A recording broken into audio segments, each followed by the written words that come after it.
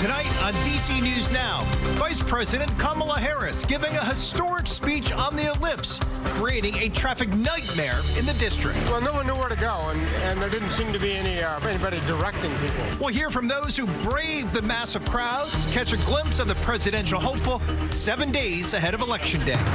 Donald Trump trying to move past the comedian's racist remarks at one of his events over the weekend. What the former president is saying tonight in Pennsylvania.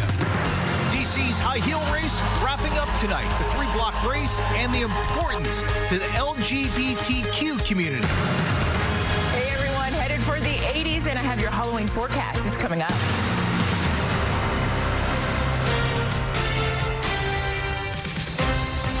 Hi, everyone. Thank you for joining us for DC News Now at 10 o'clock on DCW 50.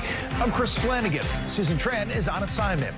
DC News Now is your local election headquarters, and in a major push to reach voters just 7 days before Election Day, Vice President Kamala Harris giving a historic speech on the ellipse near the White House. Take a listen. If you give me the chance to fight on your behalf, there is nothing in the world that will stand in my way. That speech drawing tens of thousands of people to the district, creating a major traffic backup for commuters tonight. DC News Now's Daniel Hamburg joining us live on the National Mall. Daniel, you were there. What was the atmosphere like tonight?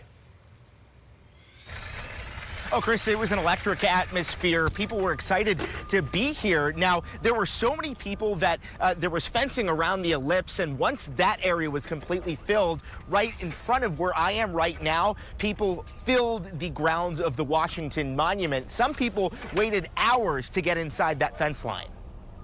Hours ahead of Vice President Kamala Harris's speech, tens of thousands of people lined up for blocks around the ellipse. We've been here since about 3 o'clock, and since then, the last 2 hours, it has just been filled up. It's amazing. It makes me feel hopeful. Most deciding to take public transportation. Everything is so peaceful. So peaceful. We got on the metro, so yeah. Got on the metro, got off at Federal Center. We're here. Even if getting here was easy, there was some confusion among Harris supporters. Well, no one knew where to go, and there didn't seem to be anybody directing people. It caused headaches for drivers getting through downtown with blocked roads and traffic. What can we say? It has to be, so just don't have to deal with it. She's going. I'm dropping her off. I can't deal with the traffic. I'm going home. Despite the traffic and long lines, Harris supporters say it was worth the wait. It reflects, I think, what we want to see in the turnout for the Democratic Party. From the thousands on the ellipse and thousands more near the Washington Monument, everyone showed up for a similar reason. I want to be part of history. I'm here to participate and, feel the good vibes, to absorb the good vibes of being down here with like-minded people, celebrating hopefully our first female president. So, of course, Election Day, November 5th. A lot of these supporters came from locally and, of course, out of state to be here tonight for this speech. Right behind me, cleanup is still underway. It could take another day or two to get everything completely cleaned up. Constitution Avenue right now still blocked off as they continue this cleanup. We're live on the National Mall. Daniel Hamburg, DC News Now.